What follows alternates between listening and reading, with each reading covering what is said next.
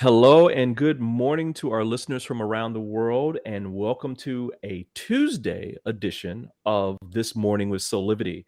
My name is Brian Wesley Johnson. I am so glad that you are here with us today.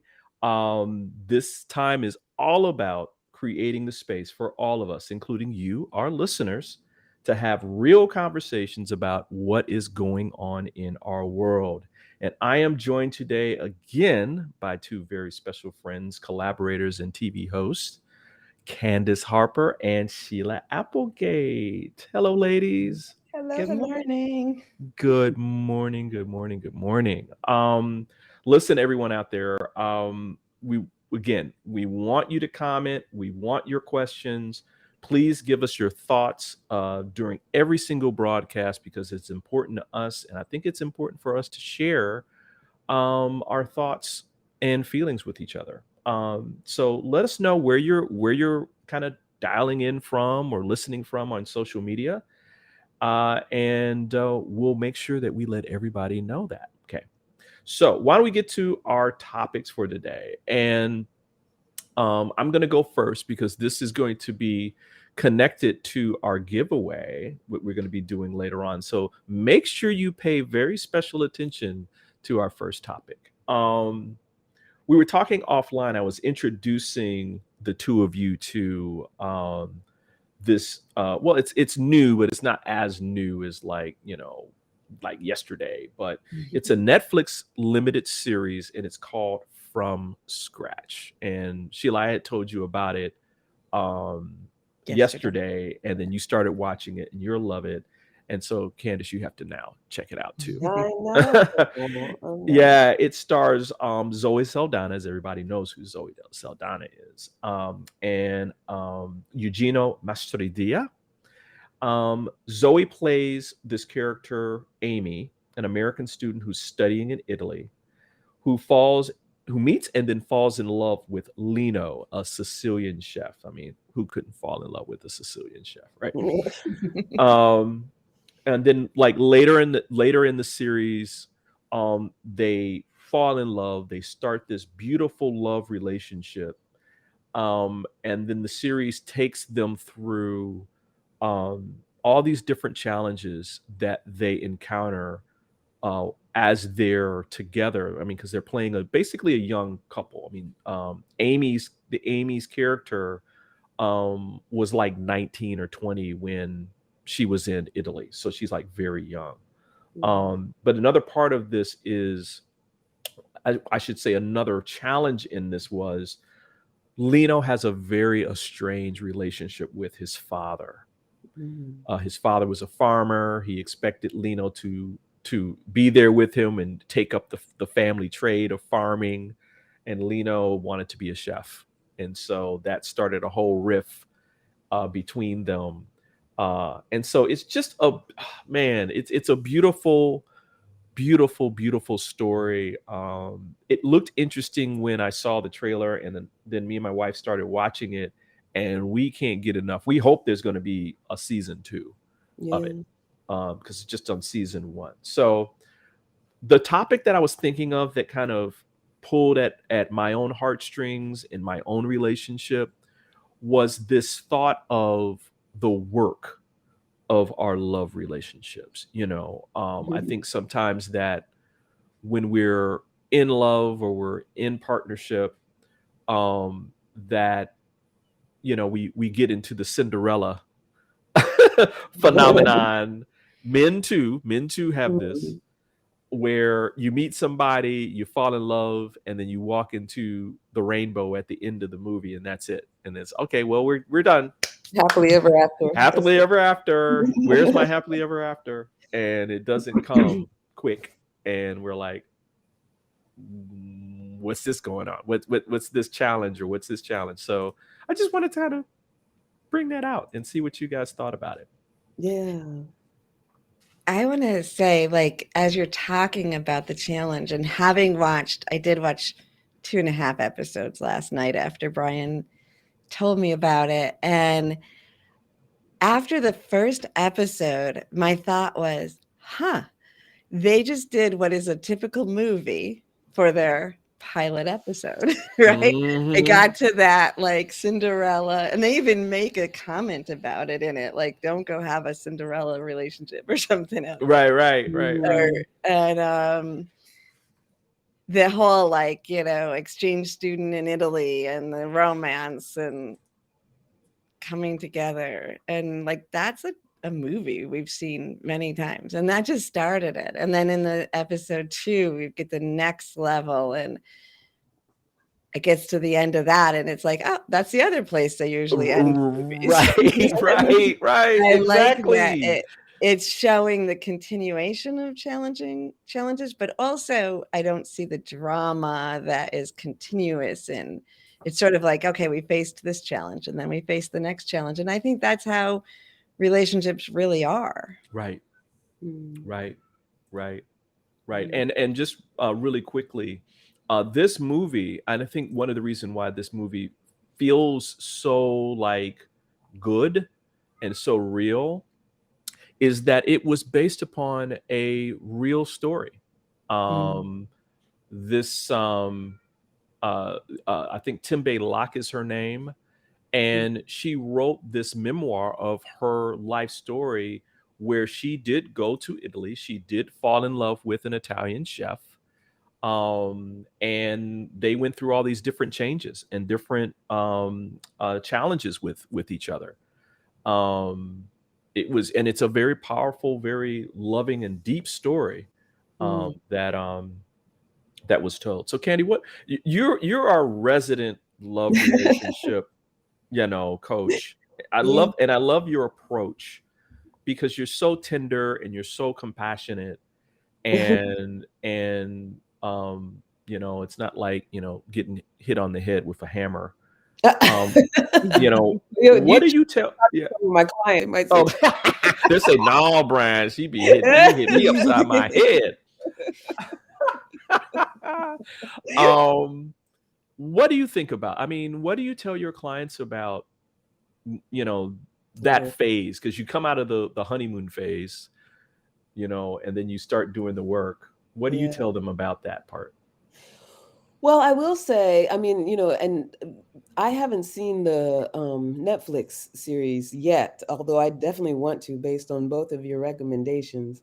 When it comes to this idea of the work, and I get in many conversations about the work of a relationship, right? So part of it is that we frame our relationships as work, right? That it's the relationship that needs work. And when things go wrong, well, we got to work on our relationship.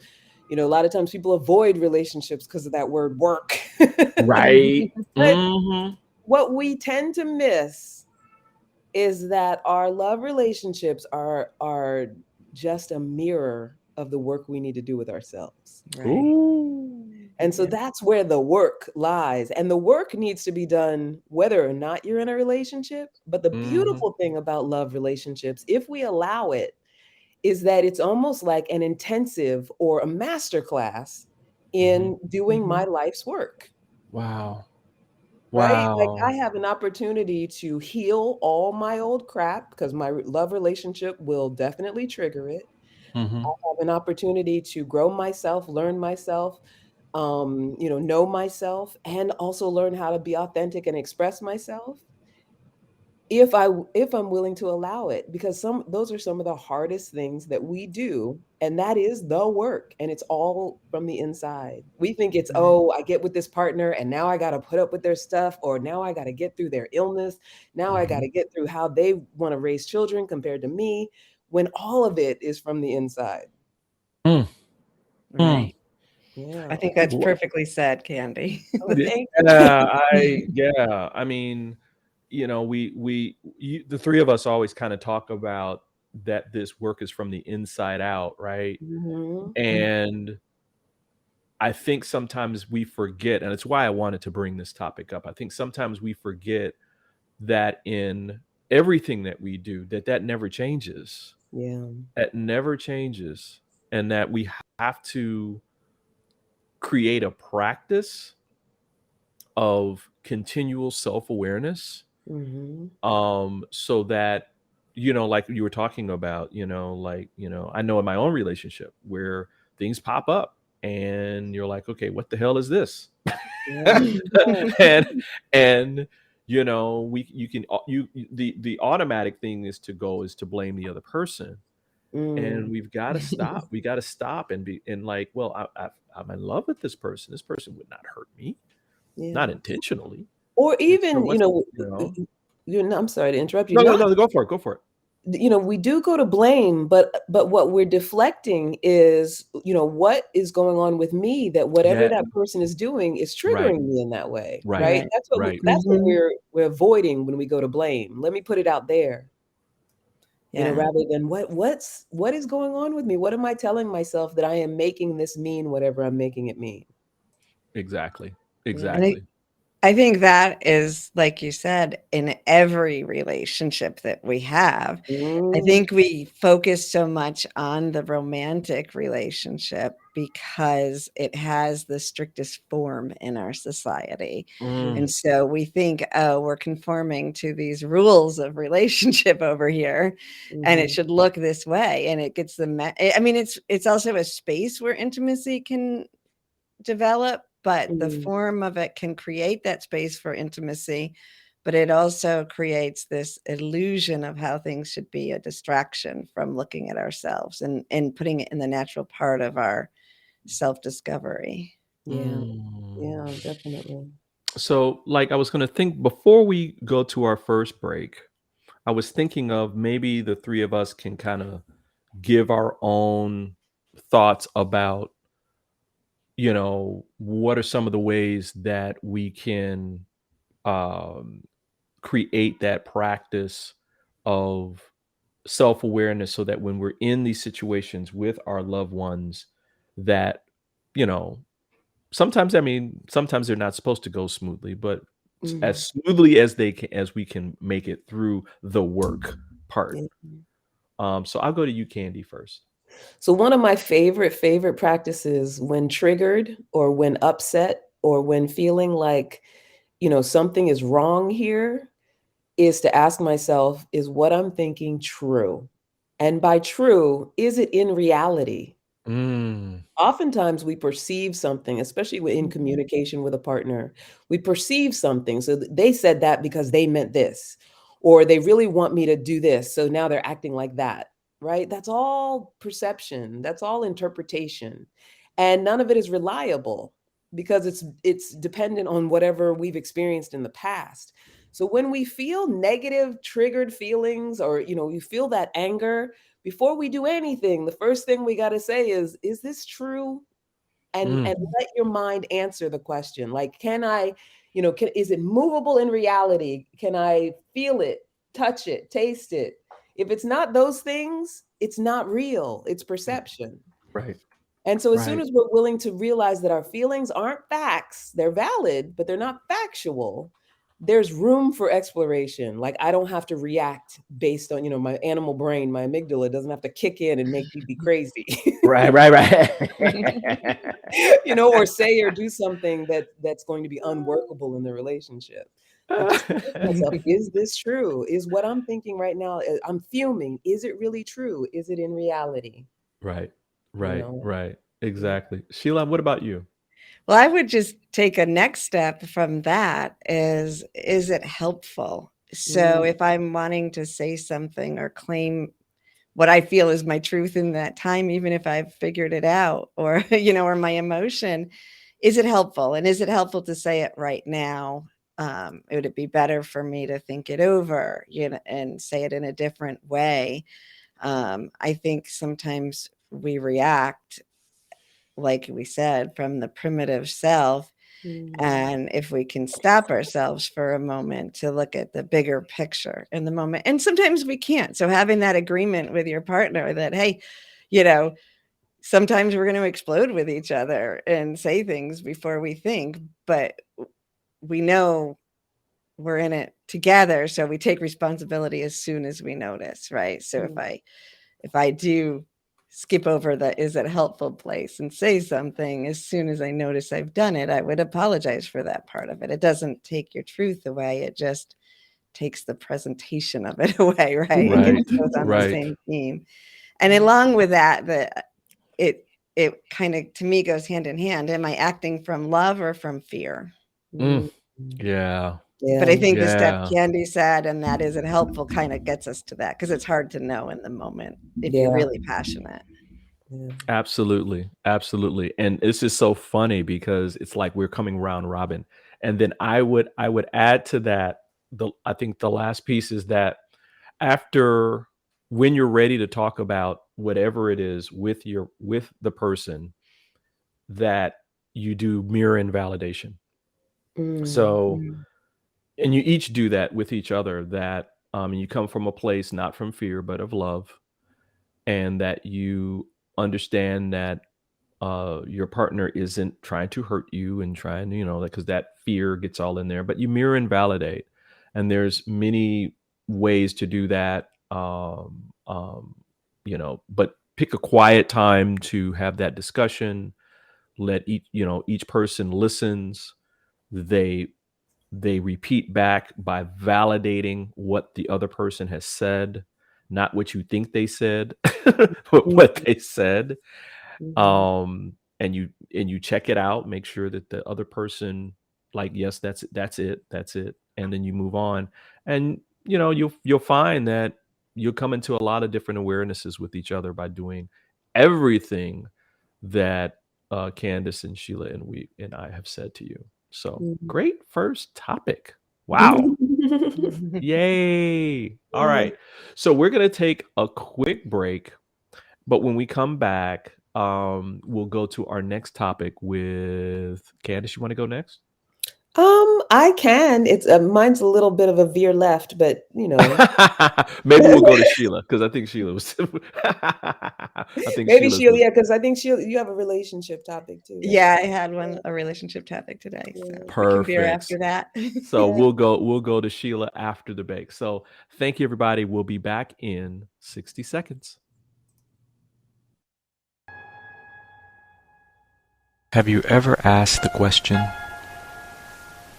if I was to be anything, what would I be? Regardless of money, regardless of status,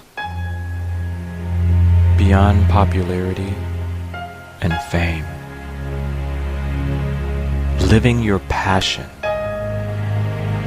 feeling your life has purpose. Soulivity is a space to nurture that which lives in all of us. A place where work can become play, and doing what we love creates the dreams of a lifetime.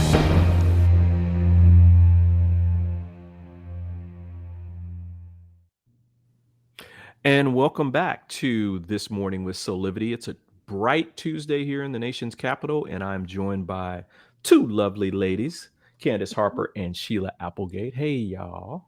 Hey. Why don't we move on to our next topic? And Sheila, you had something that you wanted to bring up. Yeah, and it's kind of on the other end of relationship, I guess, but I have been seeing on social media, it's trending, I think partly by ad, but then I heard it in a podcast too, and I'm like, wow, this is really this is really happening here. So there's a talk about this psychic, and I don't know who the psychic is, or if there even is a psychic, but that is supposedly you go to and they draw your soulmate. And so you can then go know who your soulmate is from this drawing. And I just, it was like, huh, okay. Because so my question was, do you believe in soulmates, and what does it mean to you? Because a lot of my work is about soul. Well, my work is about soul connection. And so soulmate plays a powerful role in it, but it's not the way the mainstream thinks of it for me. First of all, I do spiritual readings, and whenever there's a question about a partnership coming, or a relationship or a person coming, even if I'm shown details of maybe physical details or attributes of that person, I'm always very clear, like it doesn't, even though they're showing this attribute, that's not what's going to make you recognize them. Don't go looking for a person with black hair or whatever it is. It's the essence, and it's the characteristics that they've just told me about. Like, this is the way you're going to feel with that person. Right. And even if you do connect with that person, that doesn't mean that that's supposed to be a relationship for life. Like, so anyway, there's my little blurb. And what do you guys think about soulmates and or such a simplistic trend, I guess? You want to go first, Candy? Yeah, because it's funny with soulmates. I feel like soulmates are an evolution. Like somehow we bought into this idea that a soulmate is someone that you would recognize on sight. And I don't think that that's the case. And I think that speaks to what you're saying about, okay, so if I have a drawing of my supposed soulmate, like I guess in some way it could be a talisman for manifestation if I consider it that way. But, like you were saying, I would have to detach from, that they have to have those exact features, but then also maybe just use them like a vision board, use it like a vision. But I feel like we sort of are confused if we're thinking that a soulmate is like in a rom-com where you see them and you're like, that's the one. Like, I feel like right? I feel like it's an evolution. I feel like when they talk to those couples who've been married, 65, 70 years on the news, it's like we've evolved into soulmate status because our souls have mated in this time that we have grown together. That's my take on it. And I don't feel like that's the only singular way to look at it, but that's the way that I frame it. Sheila, as you were talking about this, the thought came into my mind that your soulmate, well, a couple of dimensions of soulmate. So one is, yes, right, there is this soulmate that's out there that you're preparing yourself for, and you meet that person, and at some point you meet them, and then you spend the majority of your life with, or a significant part of your life with. So that's one aspect, right? The other aspect that I thought that was like important is that maybe it's, as you grow, you have several soulmates. And from whatever point in time that is, where you're meeting different people and they're helping you to grow, that's your soulmate for that time. Right. You know what I mean? And that, that person is in your life for a reason, a season, or a lifetime. And I think that's what I think. So what do you think? I have all of those things. I think they all, and more. To me, one definition that I use for soulmate, and some people might call that soul family, is like a mate on this destiny, the ship, a soul mate. Like we're traveling on a ship, and it's a mate. And so anyone who comes into your life, it could be a moment in the grocery store where a significant thing happens and it's not romantic related or anything, or it could be a long-term thing. And that also fits with, a soul that you both spoke of, where you're traveling more deeply with each other and on a journey, and it sort of develops. But I do, working from the soul energy and a lot in the spirit world, I also recognize that there are deep soul connections that we recognize, and they may or may not be romantic. In fact, I was just on a call yesterday with someone from Norway who interviewed me on a show a few weeks ago, and there was such synergy. Like we just both knew that we were, soul sisters, she said. Like there's a connection. Like we were so much alike and having never met before, and in synergy. So there's also that sort of vibrational match, I think I talk of, which is like your bandwidth. You connect with people at a certain vibration that you're in. And then I also have had the experience of people also talk about twin flame, which is something I work with people from around the world with. But a lot of the stuff out there is also romanticized and not the, like the worst of what they say about soulmate gets put onto twin flame and that gets confused.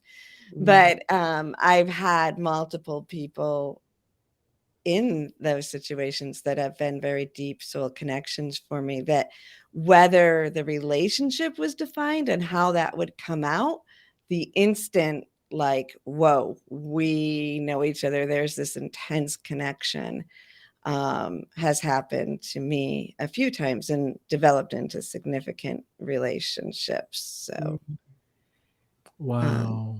Mm. This was a good topic.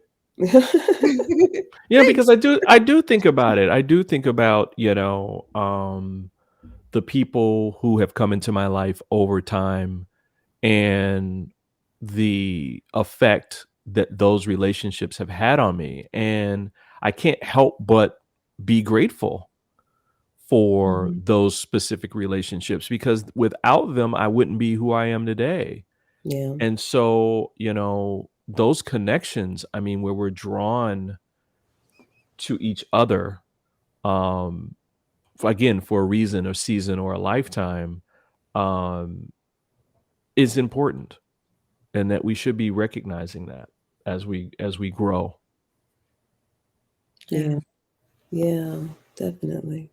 Wow. Well, okay. Well, listen, another great topic. Um, why don't we take another quick break, and then we're going to take a left turn. Yes. Yay. I mean, not that far left, but kind of No, left from kind of little home. dog ear left, Yeah. just a little slight turn. Yeah. All right, everybody, and we'll be right back in 60 seconds. Okay.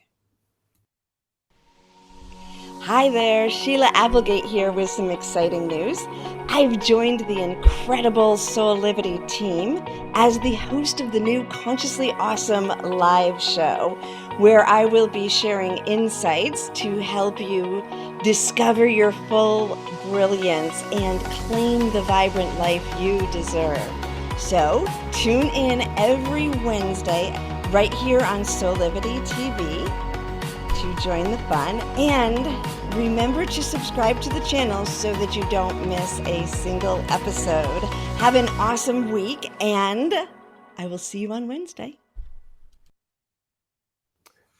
And good morning, good morning, good morning. This is Brian Wesley Johnson, and this is This Morning with Soulivity.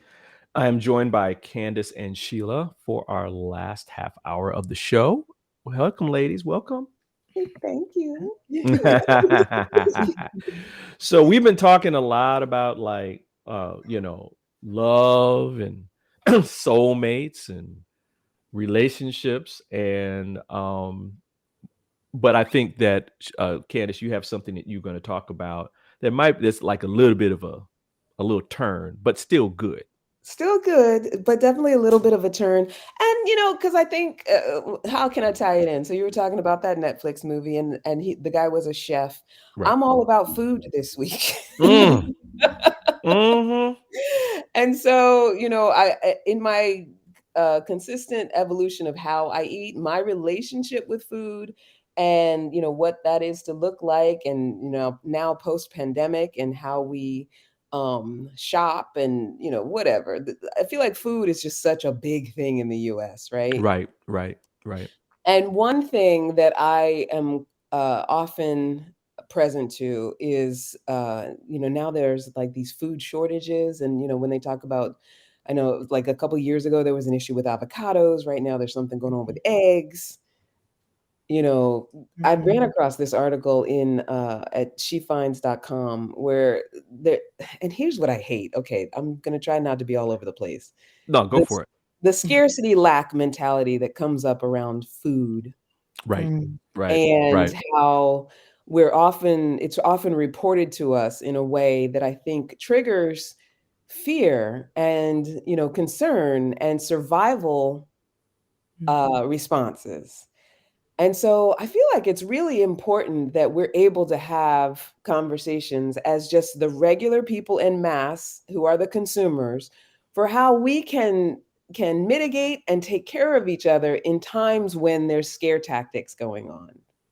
Right? And that's not to say that it's not valid, that they aren't valid. I'm not necessarily a conspiracy theorist, although you never know. But when there's scare tactics going on, I think it's very important that as consumers, we be in a conversation of creating abundance and alternatives and what else is possible and where we can look for opportunities to not just survive, but continue to thrive. Because I look back at the beginning of the pandemic and that toilet paper craze, Right. Oh my gosh. Right? right? And it just was so insane. And you know, it speaks to American culture in a Yeah. way that it's just Right. not workable. So, like I said, I ran across this article and they listed 8 foods you may not be able to buy in the grocery store in 2023. And I Oh my hate this part of the gosh. title. They put stock up before they're gone. Oh, well, see. And then you won't be able to. Exactly. Exactly. Exactly. And so, you know, they listed some things like bread, sunflower oil, champagne, beers and canned and pet food, and lettuce and corn, oranges and beef. So while all of those things, you know, they may be favorites and different kinds of sustenance for different types of people, I thought it would be good to have a conversation about substitutions and mindset when it comes Mm. to, you know, moving in and out of being able to have certain things available to you. Wow. Right? My one thing is like I said a couple years ago with that avocado shortage, I'm an avocado fiend. I eat them every day. So this whole conversation started with me with, you know, when there was a shortage and I couldn't find, you know, the avocados that I wanted, you know, I had to do some mindset nurturing. I had to do some substitutions and do some alternatives until I could find them again. You know, so I guess the idea is to have a conversation that invites what are some alternatives? What are some other things that I can do? And how can I still take care of myself, my family, and others around me without going into scarcity? Mm. Mm. I like that. Yeah. Yeah. Yeah. That's something that I think we don't really even talk about at Right? all. I think you know, like that story. I mean, I from a couple of different angles, it immediately invokes fear, Yeah. right? Oh, Right off the bat, the title, you don't have to read the article. right. Right. Just go buy everything, right? Right? I mean, they might as well just say you're gonna starve if you don't get this stuff, right? Exactly. Exactly. You know, I'll say this, and then I'll go to you, Sheila. I love the fact that I was raised in a family where variety was the spice of life, Mm. and that we were never ever truly dependent upon one specific, in this case, one specific food or beverage or drink. I mean, I grew up in Mhm. Michigan where we had the big PCP scare, right? Mm. For milk. I don't know if you guys remember that. No. But there in Michigan, in the dairy, there was a time at which this, I guess it was like fertilizer or some chemical got mixed up in the feed, Mm. and the cows were eating it and they were producing milk that had that chemical in it, and it was bad for you. And Mm. so for many years, when I was young, we didn't have dairy at all. No cheese. I mean, we might have had some cheese, but we didn't have any dairy. We switched to like goat milk, and other alternatives during that time. And what was funny was, you know, the first couple of times that you're having like cereal or something like that, you're like, oh my God, this is so different, right? And you're like, ah. Mm. Yeah. But then over time, I all I remember now is, oh, it was okay. It was Right. fine. It Yeah. was fine. You know, you just grew into you know, living your life from that space and that food. Yeah. My mother was also at that time a partial vegetarian. She only ate like some chicken, but like fish. And Mm, so we all had to cook. And so growing up, we had meat basically with every meal, right? mm, And so mm. we had to change Yeah. into eating like vegetarian options that where there was no meat in the meal, or very little. And so I think it's just, you know, people embracing, well, letting go, becoming aware that there's some fear Mhm. about the commonplace, but then embracing this beautiful abundance of other options that are out there, and just enjoy that part of the journey. Yeah. Yeah. Yeah. I like that.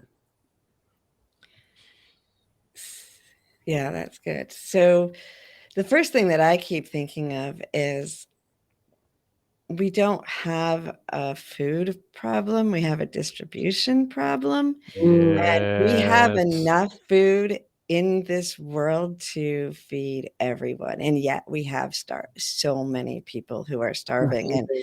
you know, we're Yes. talking Yes.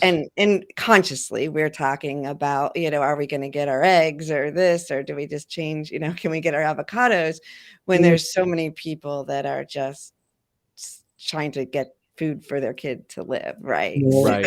Mhm. and Yeah. it's just insane that we live in this world and that it keeps getting amplified by this messaging. And Yeah. so um, I start there just because I think that we all need to start there. We need to wake up and remember that. And that can kind of put things in perspective. Um, and also, you know, it was brought up yesterday, but the next generation has got us, you know. I just keep Yeah. thinking of the next generation, um, because they get what we have to do. And so my Right. children, Right. you know, if I get off track, my children who are young adults will get me back on track. My daughter um, creates food for the unhoused every month. She has a month where she has to do like 50 meals or something. And but Wow. it's also in LA where they come and pick it up. I'm like, well, I wish somebody would come and pick. I would be happy to make meals. I don't know where to take them, you know. Yeah. Right. Right. Right. And they distribute it. So, you know, things that we can do to think on that level, I Yeah. think is important. For me, I focus on local whenever possible, Mm, and Mhm. seasonal. And Yeah. and so Yeah. I try to adjust my diet to some degree. I'm not saying I have frozen soy food and things like that, you know, like, I'm not saying that I'm always doing that, but, yeah. yeah, so that's one thing I do. I think that if we can eat local, if we're, you know, I'm in a lush area with lots of farms, so, food is accessible in the seasons, but we did have a dry season this summer, and so corn was lax here in the Mhm. summer. My, Mhm. brother-in-law is a farmer, so I knew that we, you know, we didn't get corn this year, so that's gonna affect things. I don't think that that's the global issue, but, yeah, so focusing on that, and then the mentality that you guys were talking about, like, do we really need we have things we like, but do we Mm, really need them?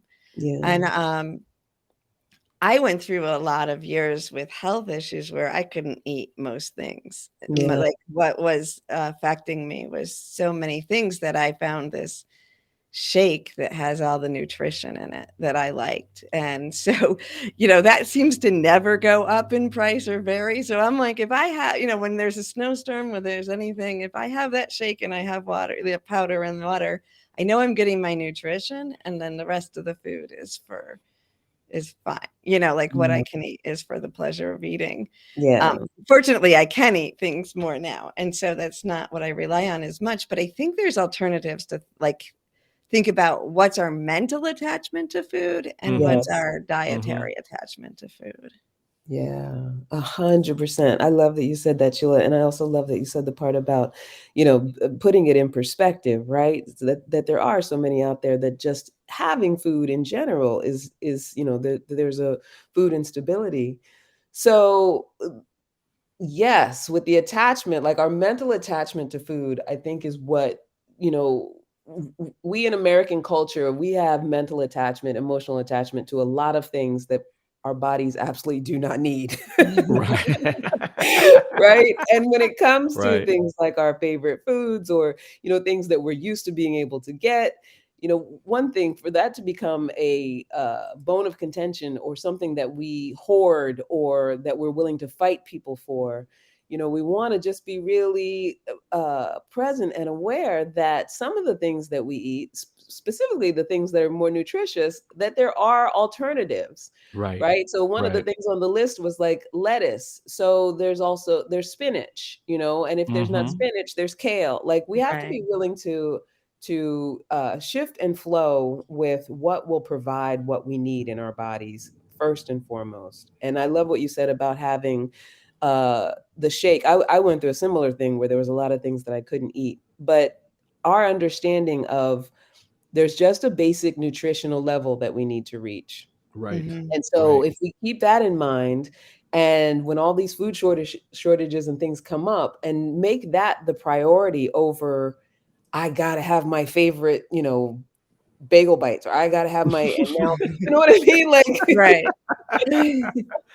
it helps to mitigate this sort of scarcity that we go into. Like, now I can't have the one thing that I want. And when we go down that road, that's the avenue towards just a survival mentality. That's when we become animalistic and Right. selfish and Right. hoarding. You know. I love this thought about um, seasonal eating, Yeah, I love that too. and regional eating, right? So, when we're in Europe, for example, and we're in Italy at a certain time, and we love like gosh, I'm losing it now. They crisp up this plant. I'm trying to remember, artichokes. Yeah, I Artichokes. love So artichoke. they'll fry the artichoke head, and then the leaves you can eat like chips, Mhm. Mhm. but they're only in season at a certain time. And if you go there when they're not in season, they say, "Hey, they're not in season, so you don't have it. So you have to eat something else." Yeah, Right. Right. And yeah, that's part of the culture. And so I yeah, think in America specifically, we've gotten to this place where anything that we want is available at any time, even if it's not in season, right? They make it in season, they'll ship it. yeah, And that's the Mhm. norm, right? If we want strawberries in the middle of December, we can go get strawberries in the middle of December, you yeah. know. There was a time when I was growing up when that was not the case. It And they're was not not even in that good. season. They're not No, they're even not that even good that out of good. No. They're not season. good out of season, right? No. No, they're not. They're not that good. They're not that good. And so um I love this conversation because I think just starting with creating alternatives to things that you like all the time can open you up to other experiences. Like, so what else would I like to experience in life Yeah, that's not quite the norm? yeah, yeah, Is it some type of exercise? Is it some type of spiritual practice? Is it journaling? Is it doing a vision board? I mean, I think that just starts a trend that's healthy all the way around. Uh, yeah.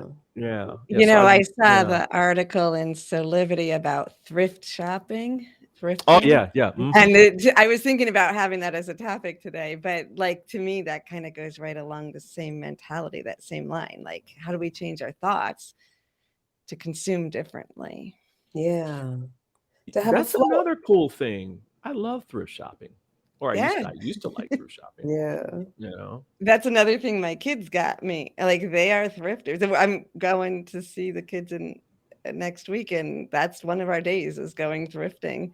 And buying Christmas gifts now, it's like I get bonus points if I bought it at a thrift store for them. Like, That's What? because awesome. we're talking because Wow. the industry of clothing is not good on our world, with Yeah. this throwaway clothing that is happening right now, and the sweatshops and all of those things. So, Right.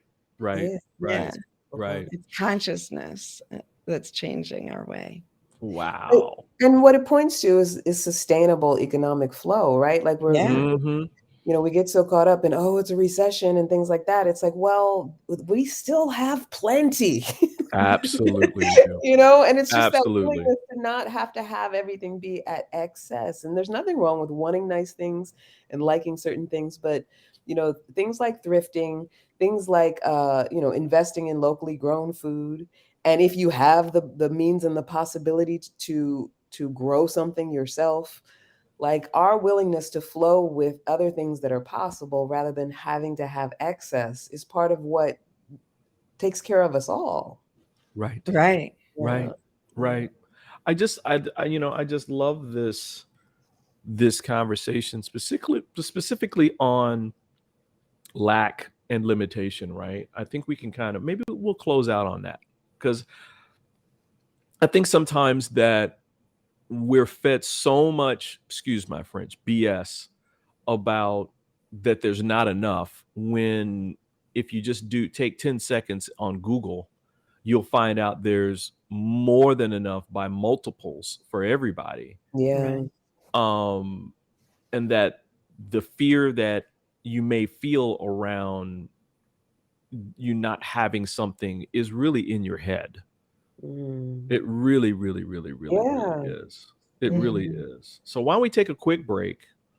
And when we come back, we'll talk a little bit more about that. And then we'll do our giveaway as well. Sounds good. All right. Be right back in 60 seconds, y'all. Are you ready to take that first step towards true, unwavering inner happiness? Are you like thousands of people who have everything they need, not want, but need, and still can't seem to find happiness and fulfillment in their lives? If so, the Steps to Happiness show is for you.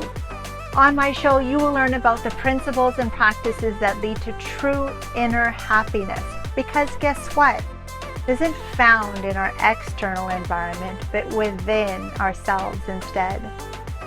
Together with my guests, we will explore the latest physical, mental, emotional, and spiritual well-being practices. And together, we'll advise you on the actionable steps you can take towards a happier, more fulfilled, authentic life. So I invite you to join me each week on Soulivity TV on the Steps to Happiness show with me, Teresa Greco.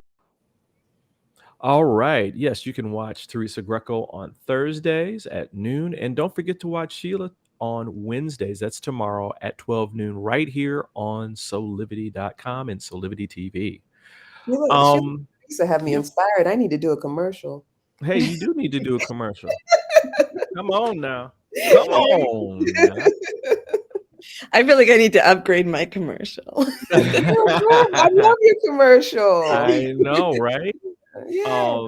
And I think tomorrow's show for you, Sheila, is on beliefs. Nice. Yeah. It's a really good show. I love that one. I really love that one. So Candace, get on it. Commercial.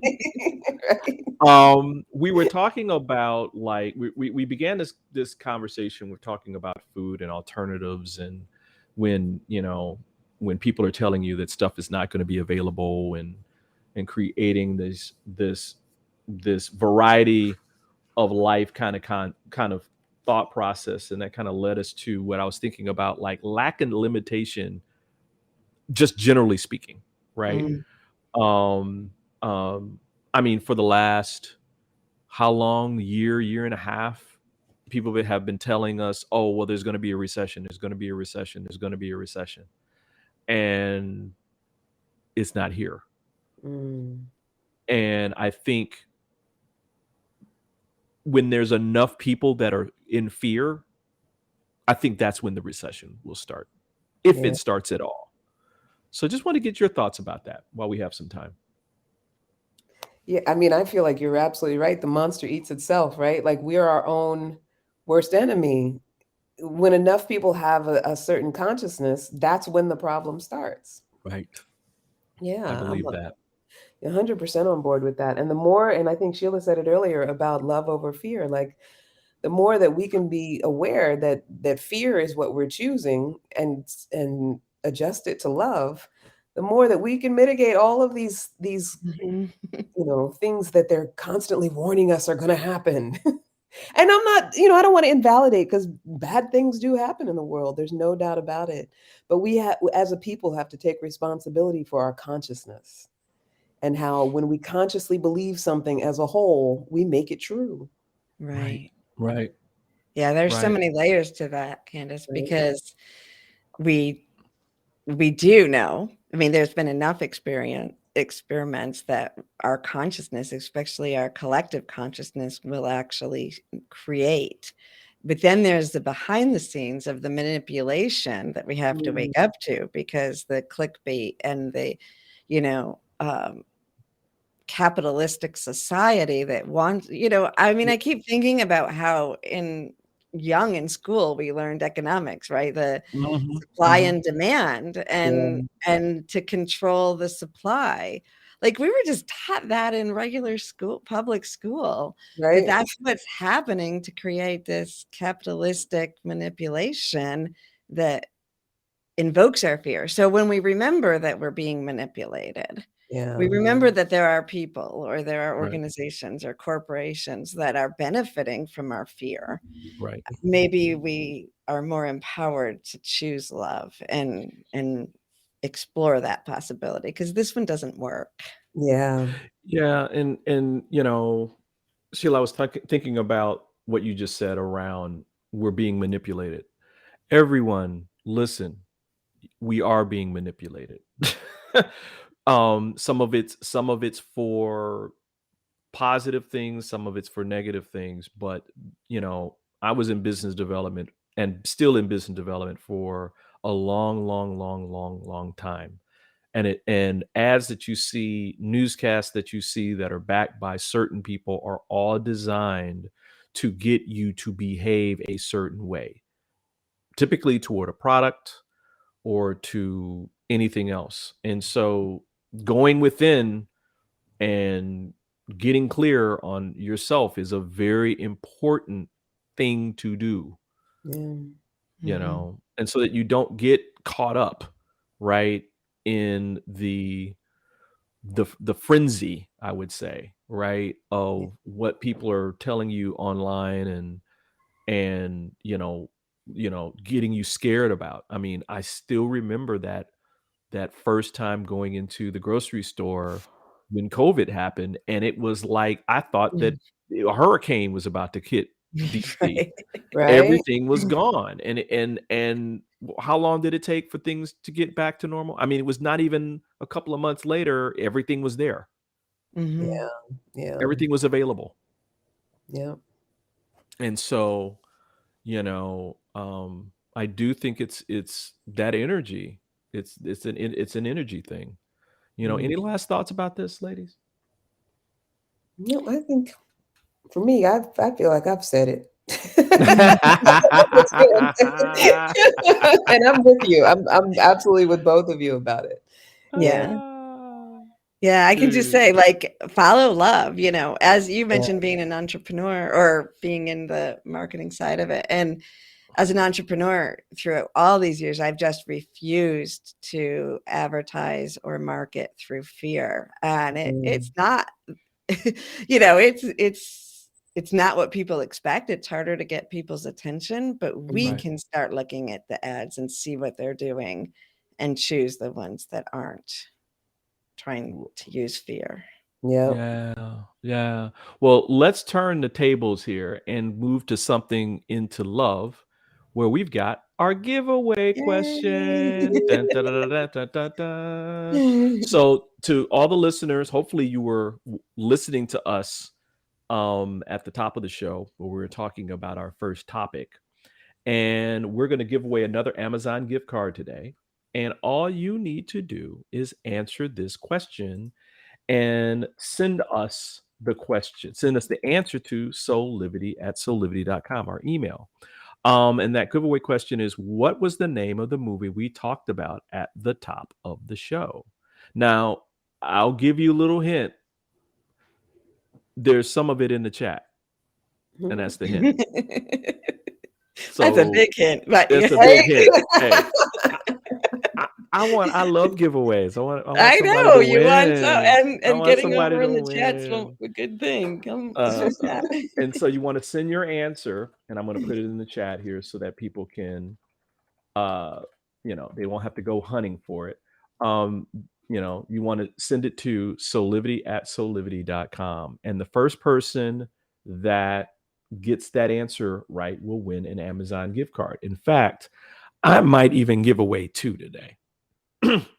So nice. If the first 2 people who get that answer right will get a $25 gift card from Soulivity and M. Yeah, you can give a little hint. Clue? Yeah, you can give a little clue. You can give another little clue. Food. Ooh, that's a good one. That's a good one.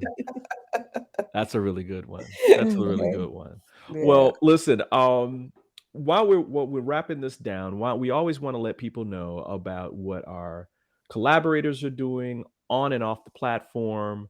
And I'll go to you, Sheila, first for anything that you're doing right now that is supportive to our community and helping them grow.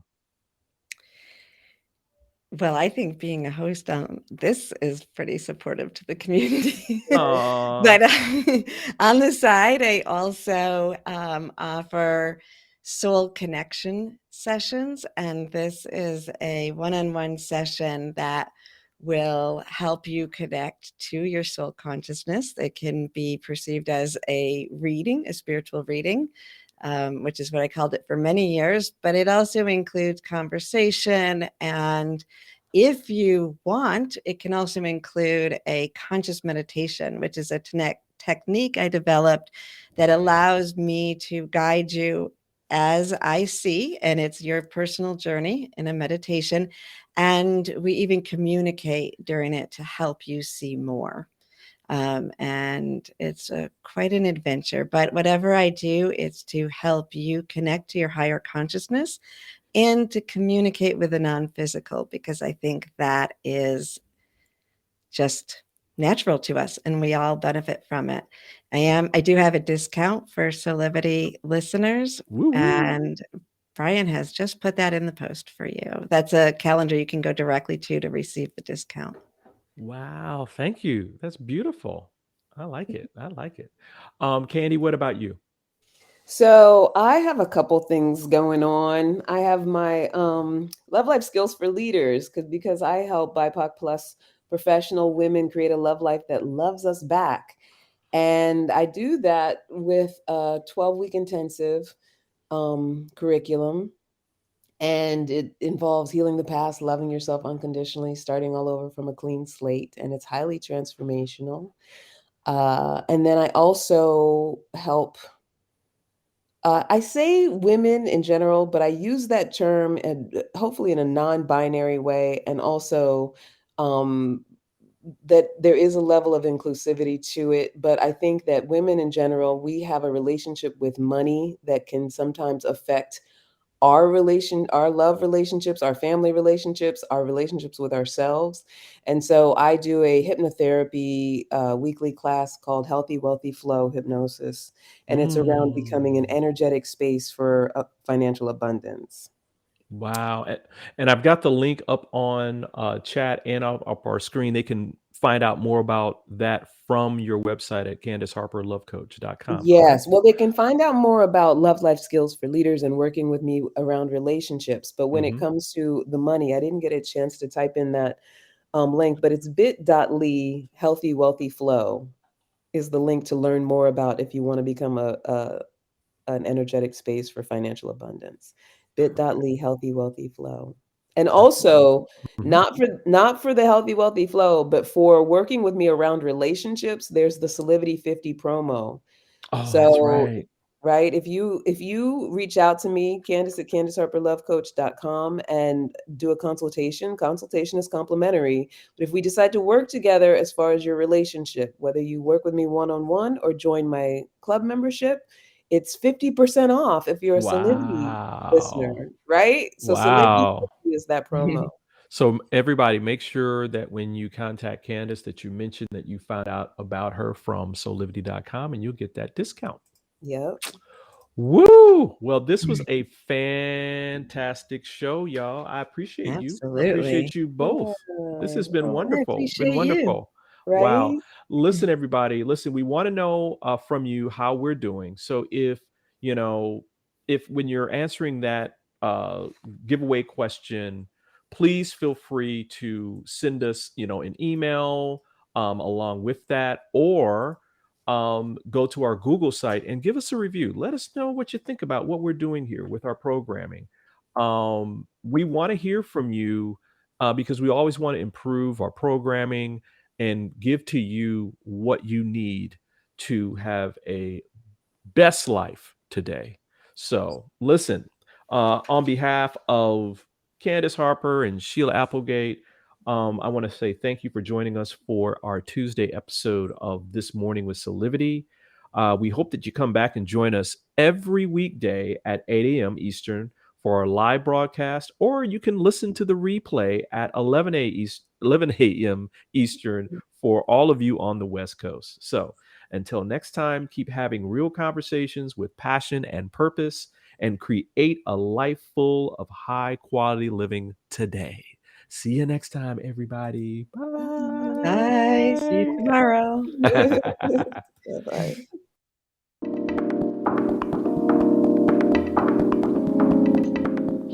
This work is subject to copyright owned by Affinity Global LLC. Any reproduction or republication of all or part of this is expressly prohibited unless Affinity Global LLC has explicitly granted its prior written consent. All other rights reserved.